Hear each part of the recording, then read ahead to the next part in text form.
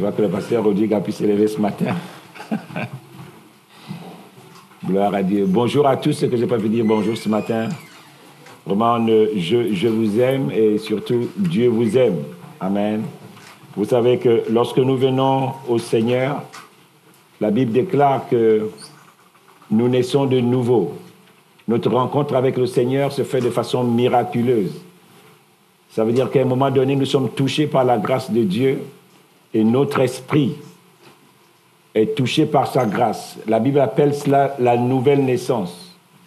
Et dans cette nouvelle naissance, le Seigneur ne va pas nous abandonner là. Il viendra à nous, il va commencer à replacer les choses dans l'ordre. Nous allons être transformés par le renouvellement de l'intelligence. Parce que nous naissons de nouveau spirituellement, mais nous avons un héritage que nous avons reçu de nos pères. Et le Seigneur, lorsqu'il vient à nous, il va donc travailler, rendre nos valeurs conformes à sa parole. Et c'est là que la parole de Dieu est importante. Elle va donc déplacer les bornes anciennes qu'il y a dans nos vies et le Seigneur va les réaligner avec sa parole.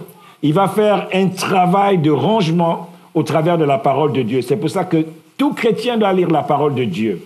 C'est elle qui nous transforme.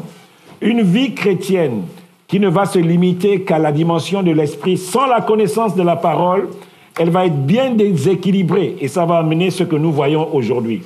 Le Seigneur, donc, quand il nous donne sa parole, la parole de Dieu nous guérit.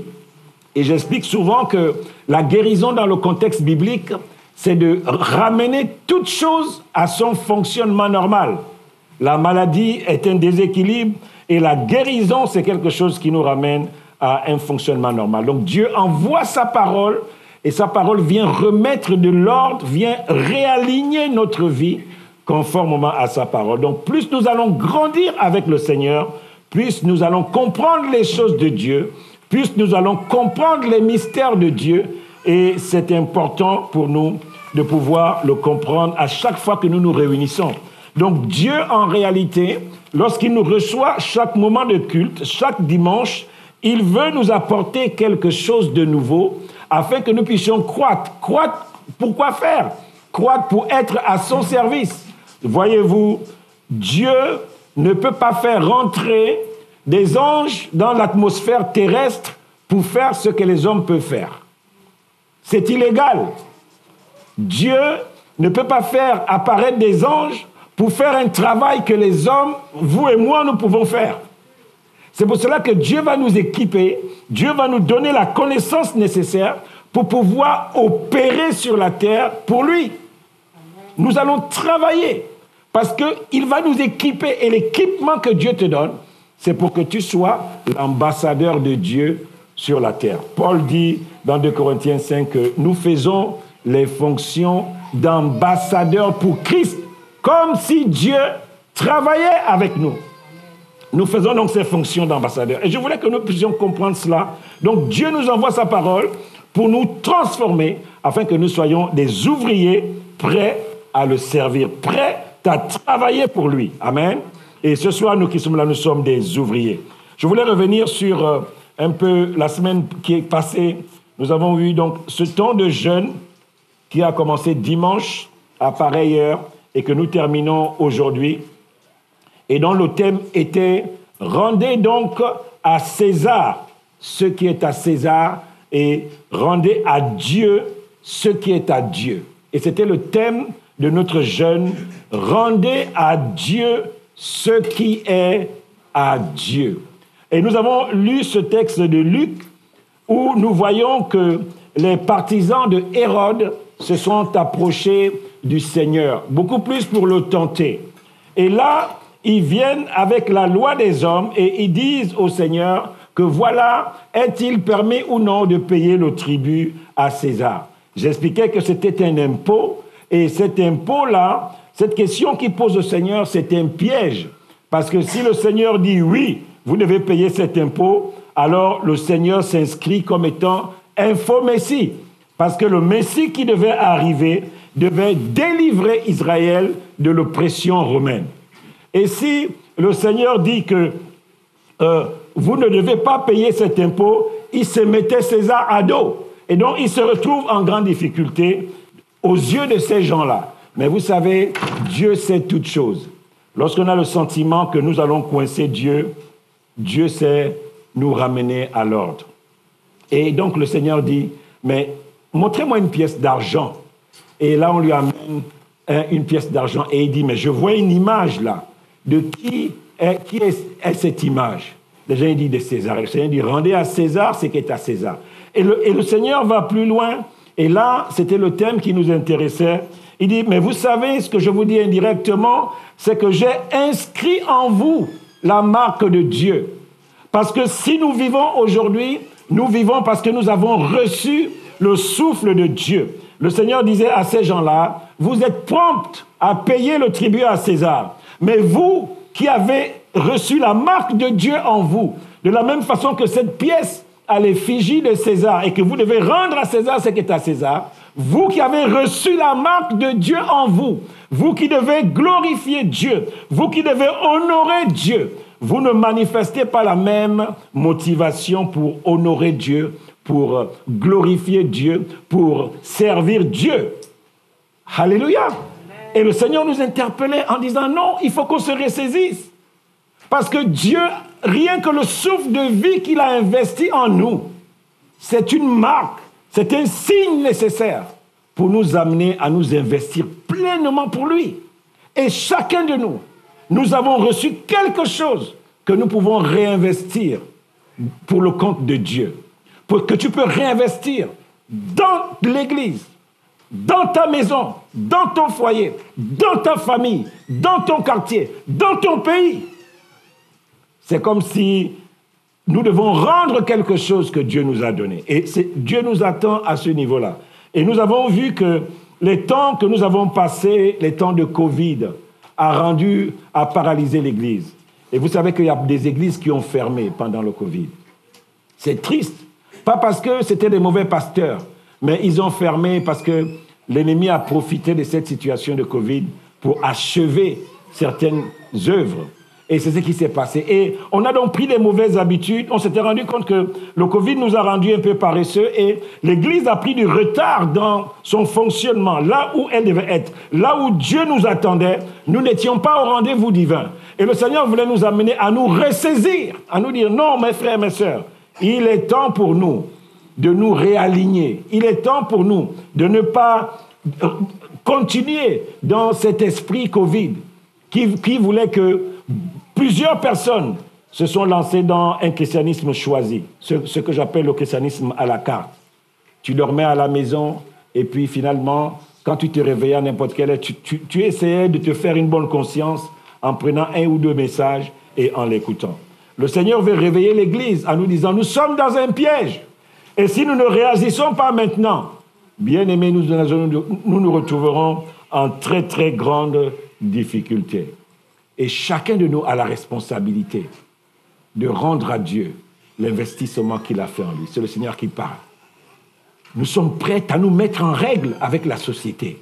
Beaucoup parmi vous, dès que vous recevez un petit courrier de menace, vous êtes prêts à vous mettre en règle. Mais le Seigneur leur dit, moi qui vous ai donné le souffle de vie, vous n'êtes pas prêts à vous mettre en règle. Lorsque ma parole vient à vous et qu'elle vous demande des choses, vous n'êtes pas prêts à vous mettre en règle. Vous n'êtes pas prêts à bouger. Lorsque ma parole vous donne des exigences, vous n'êtes pas prêts à vous mettre en mouvement. Le Seigneur nous arrête. Et il nous a arrêtés cette semaine. Et le travail que nous avons fait cette semaine était que chacun de nous rentre en lui-même pour réaliser si, là où tu te trouves, tu étais satisfait de la qualité de ta vie chrétienne. Est-ce que quand tu te regardes, quand tu vois ce que Dieu a investi pour toi, tu pouvais dire oui, Seigneur, je suis content de là où je suis. Je suis content de la marche que Dieu a faite avec toi. Et Dieu, pendant ce temps de jeûne qui était extraordinaire, j'ai vu des gens motivés. Ce matin encore, 4h, 5h du matin. Oh là là, j'ai vu des gens présents sur la plateforme pour prier. Dieu est fidèle. Dieu est fidèle. Alléluia. Au-delà des événements qu'il y a eu de la soirée d'hier soir, j'ai vu des hommes et des femmes encore fidèles sur la plateforme de prière. Je me suis connecté à 4h50 et j'ai dit que waouh, il y a des gens qui attendaient. C'est extraordinaire. Amen. Dieu donc va nous équiper dans ces temps de la fin. pour vivre victorieusement pour lui. Amen. Dieu va nous équiper dans ces temps de la fin pour faire la différence. Ceux du peuple qui vont connaître Dieu vont agir avec fermeté. Bien-aimés, ces temps-ci, j'ai eu cette pensée qui monte. Le diable existe réellement. Nous vivons dans un pays où on nous fait croire que le diable travaille de temps en temps. Non, il a un programme. Il a toute une organisation. De la même façon que les chrétiens s'organisent pour gagner le monde, lui aussi s'organise pour gagner le maximum. Alléluia. Les temps dans lesquels nous vivons ne sont pas des temps où on s'amuse. Les temps dans lesquels nous vivons, ce sont des temps où tu dois aller avec l'équipement que tu as. L'équipement que tu as. Alléluia. Pour servir Dieu. C'est pour cela que nous avons reçu des pensées. Et j'ai bien aimé cette pensée de vendredi. Chacun de nous, on doit se défricher un champ nouveau. Amen. Défriche-toi un champ nouveau. Alléluia. Il y a quelque chose que tu dois faire. Ne reste pas sur des anciennes ruines. Défriche-toi un champ nouveau. Et ce matin, je voulais qu'on lise ce passage de Hébreux 3. On va lire les versets 15. On va lire les versets 12 à 15. Les versets 12 à 15. Alléluia. Vous savez que nous avons une responsabilité lorsque Dieu nous parle. Il y a quelque chose aujourd'hui que je vois dans le corps de Christ. Beaucoup de gens veulent avoir la révélation prophétique. C'est bien, mais c'est une responsabilité. Et c'est aussi une responsabilité lorsque nous écoutons la parole de Dieu et que nous la recevons. C'est une responsabilité. Et concernant cela, l'auteur Hébreu dit ceci au verset 12. Prenez donc garde, frères, que personne parmi vous n'ait un cœur méchant et incrédule, au point de se détourner du Dieu vivant. Ici, la parole s'adresse à des personnes qui ont reçu la parole. C'est à eux que s'adresse cette parole. Ce n'est pas à des païens. Ce n'est pas à des gens qui ne connaissent pas Dieu. Prenez donc garde, frères, que personne parmi vous n'ait un cœur méchant et incrédule au point de se détourner du Dieu vivant. Ça veut dire quoi? Ça veut dire que je reçois la parole de Dieu, je sais ce qu'il faut faire, mais je fais volontairement le choix de ne pas obéir à la parole de Dieu. Waouh! C'est dangereux. Je reçois la parole et je tourne le dos à la parole de Dieu. Et je décide de continuer à vivre comme je vis. Je décide de continuer à diriger ma vie comme je faisais auparavant. Alors que le Seigneur m'a donné une orientation. Et il a dit ceci, pour être opérationnel. Mais exhortez-vous chaque jour, aussi longtemps qu'on peut dire aujourd'hui, afin que aucun de vous ne s'endurcisse par la séduction du péché. Exhortez-vous chaque jour, aussi longtemps qu'on peut dire, afin qu'aucun de vous ne s'endurcisse par la séduction du péché. Souvent, on va être rebelle à ce que Dieu va nous dire, parce qu'on a trouvé notre business quelque part. On a trouvé quelque chose dans la parole qui nous donne le sentiment qu'on est en règle. Et souvent, c'est là où la religion rentre en ligne de compte. La religion va essayer de nous endormir. Tu sais, tu lis ta Bible, tu pries, mais bon, ça va, tu viens dimanche à l'église, tu vis ta petite vie chrétienne. Non, il n'y a pas de ta petite vie chrétienne. Tu dois être ouvrier pour le Seigneur. Et la religion va nous endormir comme ça. Alors que nous devons être productifs. Nous sommes des ouvriers pour Dieu. Bien-aimés, je nous rappelle encore ceci. Dieu ne fera jamais rentrer des anges dans l'atmosphère terrestre pour faire ce que toi et moi nous pouvons faire. Personne. Un ange ne viendra pas du ciel pour balayer la salle. Un ange ne viendra pas financer l'œuvre de Dieu. Hier, nous discutions avec le pasteur Laurence et on parlait un peu de toutes ces prophéties que l'on voit un peu ça et là où l'argent apparaît dans les porte-monnaies des gens. Vous avez dû voir ça, hein? Un prophète prie et il dit maintenant je vais prier, vous allez voir que l'argent va apparaître dans vos porte-monnaies. Et nous en avons parlé avec le pasteur Sandé qui nous disait mais cet argent-là c'est de la fausse monnaie. Parce que cet argent qui apparaît dans les porte-monnaies n'est dans aucun circuit monétaire terrestre. S'il apparaît, hein, si c'est vraiment de l'argent qui vient du ciel, le système monétaire terrestre veut que tous les billets sont numérotés. Et donc, tous ces billets qui viennent du ciel et qui viennent envahir notre ère, c'est de la fausse monnaie et Dieu ne peut pas le faire. Dieu ne va pas faire venir l'argent du ciel parce que Cédric qui travaille à la banque sait bien que les billets de banque sont numérotés. Et donc, ces billets qui sortent du ciel, ils ont quel numéro? Et les gens croient à ça, que Dieu peut le faire. Moi, j'ai suivi des vidéos où les gens sont... Ah, moi, dans mon sac, j'ai 120 €. Et le prophète rapidement dit, bon, je vais m'arrêter là pour aujourd'hui. Et les autres, on va voir plus tard. Amen. Ce que nous pouvons faire, Dieu ne le fera pas. Et je pense que c'est ce que Dieu veut nous dire. Vous savez, c'est une chose d'aspirer voir quelque chose. Et c'est une autre chose de ne pas payer le prix pour voir ce qu'il y a dans notre cœur. Et je pense que chacun de nous, ce matin, nous avons des rêves. Chacun de nous, nous voulons voir cette église sous un angle différent. Chacun de nous, nous voulons voir le Saint-Esprit travailler à un niveau où on ne l'a jamais vu travailler dans cette église. Chacun de nous, nous voulons le voir. Mais quel est le prix que nous payons pour voir les choses de Dieu? Pour voir l'œuvre de Dieu aller là où nous rêvons. Quel est le prix que moi je paye? Quelle est ma part? Alléluia. Et le passage continue dans Hébreux au verset 13. Donc, exhortez-vous, il y a cette notion de s'exhorter mutuellement pour pouvoir grandir. Et le verset 14 nous dit, pourquoi nous avons été rendus participants du Christ, si du moins nous retenons fermement jusqu'à la fin notre assurance première. Nous avons été rendus quoi? Participants du Christ. Si la parole de Dieu demeure en nous. C'est puissant, ça. Ça veut dire que nous continuons l'œuvre de Christ sur la terre, mais à condition que la parole de Dieu demeure en nous. À condition que la parole de Dieu demeure en toi. On a vu qu'il y a des gens dans la Bible qui ont voulu servir Dieu dans l'illégalité. Ça veut dire que sur un plan spirituel, ils n'étaient pas reconnus au niveau où ils prétendaient être.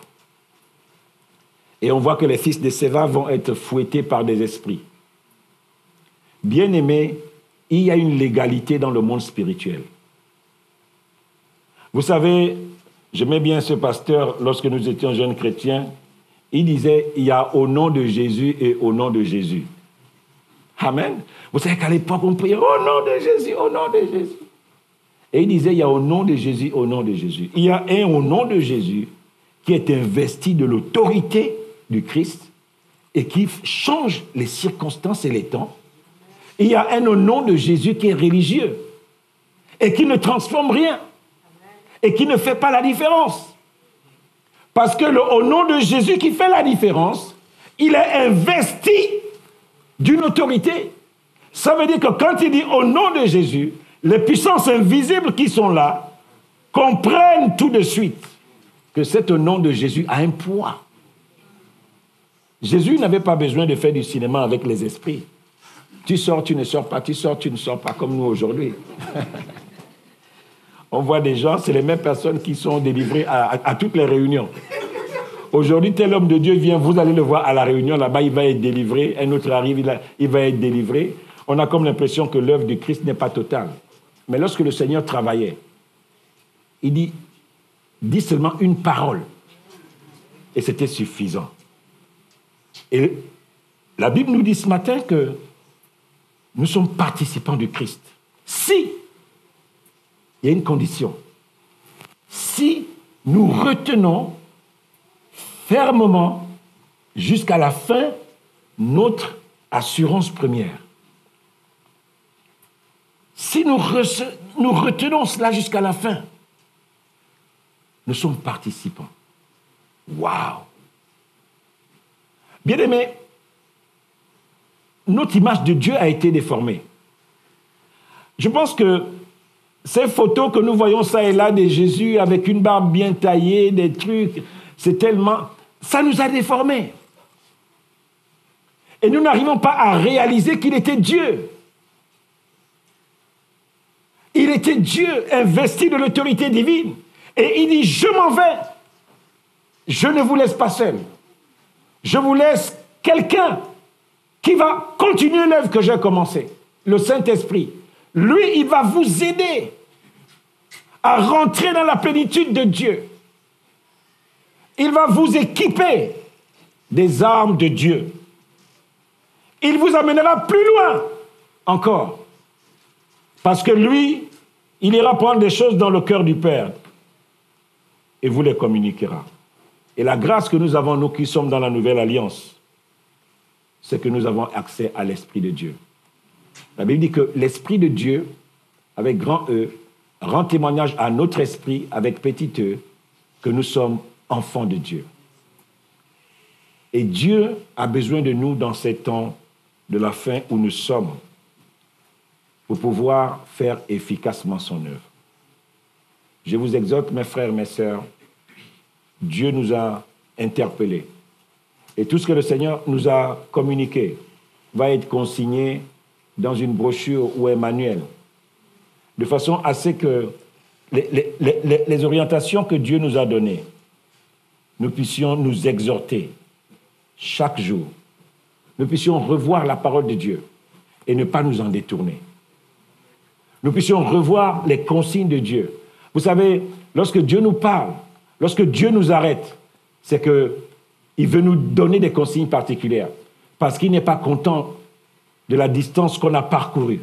Il n'est pas content de là où nous sommes et il veut nous amener, chacun de nous, à nous ressaisir. Je prie Dieu qu'en ce dimanche 28, c'est ça, c'est le 28? En ce dimanche 28 novembre, nous nous souvenons que Dieu attend de nous que nous soyons participants à son œuvre. Qu'il n'y ait pas de spectateurs. L'église, ce n'est pas un terrain de foot où il y a 22 personnes qui jouent et 80 000 spectateurs. Quand c'est comme ça, ça ne peut pas marcher parce que tous les gens qui sont aux tribunes, chaque personne est un entraîneur, est devenu entraîneur. Chacun fait son classement. Non. L'église doit être 80 000 personnes qui jouent et 22 spectateurs. C'est dans ces proportions-là que nous devons être. Et Dieu nous attend. Là où tu es. Ce n'est pas forcément toujours devant le micro que tu vas servir Dieu. Mais dans ton travail, il y a quelque chose que tu peux communiquer. Il y a une grâce que tu peux porter dans ton travail. Dans ta famille élargie, il y a quelque chose que tu peux faire pour changer les choses. Bien-aimé, dans la maison de Dieu, il y a quelque chose que tu peux faire pour changer les choses. Dans ton quartier, il y a des choses que tu peux faire pour changer les choses. Voyez-vous, les gens qui ont transformé puissamment le monde sont partis sur des pistes où personne n'avait jamais été. La difficulté que nous avons, c'est que nous voulons entendre l'Esprit de Dieu nous dire des choses qui existent déjà. Et nous sommes perdus parce que la connaissance de Dieu est illimitée. Ce que Dieu veut révéler au monde, la Bible déclare que le monde attend la révélation des fils de Dieu. Ça veut dire que la grâce que Dieu a déposée sur nous est telle que, en réalité, c'est nous qui devons innover les technologies. Je parlais il y a quelque temps ici où je disais qu'il y a 1 an, TikTok n'existait pas. C'est nous qui devons amener des nouvelles technologies, en fait. C'est l'Église qui doit lancer les tendances. Parce que nous prenons des informations du cœur de Dieu par son esprit. Nous prenons les informations du cœur de Dieu par son esprit. Et le Seigneur veut t'instruire. Est-ce que ce matin, tu peux te dire, Seigneur, je décide de rentrer, d'aller dans des voies où personne n'a jamais été. Saint-Esprit, je me remets à toi ce matin. Je te donne mon âme. Je te donne mon esprit, mon corps. Je me positionne comme étant un ouvrier, un participant au Christ, à la vie du Christ. Quelqu'un qui continue son œuvre. Je me remets totalement à toi ce matin. Fais vraiment de moi ce que tu veux. Je ne veux pas choisir là où tu veux m'amener. Mais je veux que tu m'utilises dans les besoins qui sont les tiens. C'est ce que le Seigneur veut faire avec chacun de nous. Fermons nos yeux quelque temps. Et je veux vraiment que chacun de nous rentre en toi-même et regarde ce que Dieu a investi pour toi. Lorsque tu vois ta vie, peut-être que la Bible nous dit que chacun de nous a reçu quelque chose. Si tu n'as rien reçu, tu as au moins reçu un talent. Tu as au moins reçu. Il n'y a pas quelqu'un sur la terre qui n'a rien reçu de Dieu. Et Dieu attend de toi que tu fructifies ce qu'il a mis en toi. Et tu as besoin d'avoir l'intelligence pour comprendre ce que Dieu te dit ce matin. Tu peux fructifier ce qu'il a mis en toi. Tu peux aller plus loin que là où tu te trouves maintenant. Mais tu as besoin de te défricher un champ nouveau. Tu as besoin d'avoir une mentalité nouvelle pour aller là où Dieu veut t'amener. Tu as besoin de voir les choses différemment. Et c'est en cela que la parole de Dieu nous instruit. Il nous dit ce matin que ce que Dieu est capable de faire, ce n'est pas toujours des choses que tu as vues. C'est des choses qui sortent de son cœur. Et tu peux être un instrument que Dieu utilise ce matin pour être le prochain lanceur de tendance. Tu peux être un instrument que Dieu utilise ce matin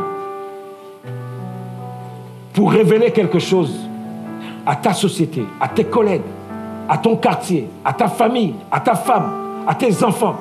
Tu peux être cet instrument ce matin. Tu peux être cet instrument.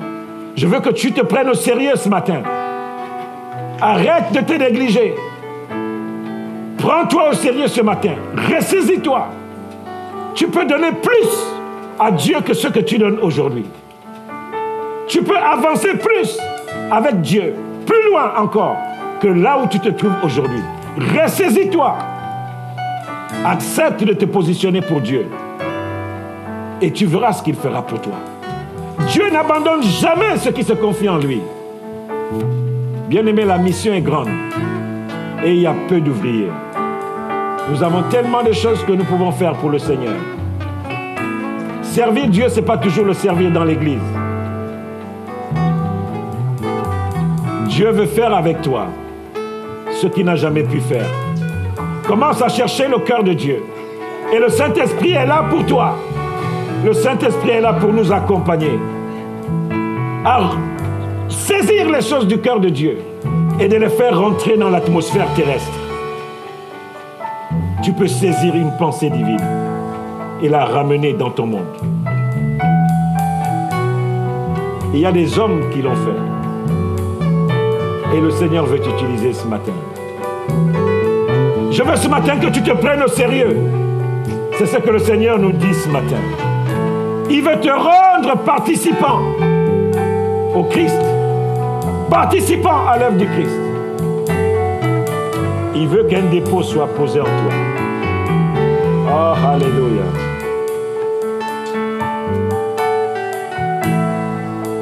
Tu peux t'élever ce matin. Si tu dis, Seigneur, je veux donner une autre orientation à ma vie. Je veux donner un autre sens à ma vie. J'ai essayé par moi-même. J'ai fait beaucoup de choses. Mais rien n'a marché. Ce matin, Seigneur, je veux aller avec toi. Je veux continuer d'avancer avec la force que le Saint-Esprit me donne pour donner un autre sens à ma vie, pour donner une autre orientation à ma vie. Le Seigneur t'appelle ce matin, lui. Il t'appelle à lui ce matin. Ne sois pas incrédule. C'est ce que la parole de Dieu nous dit. Ne soyons pas incrédules. Ne soyons pas incrédules. Accepte de bouger ce matin. Accepte de prendre de nouvelles habitudes ce matin. Accepte de secouer ton quotidien. Accepte de sortir de tes zones de sécurité. Accepte cela ce matin. Alléluia. Alléluia.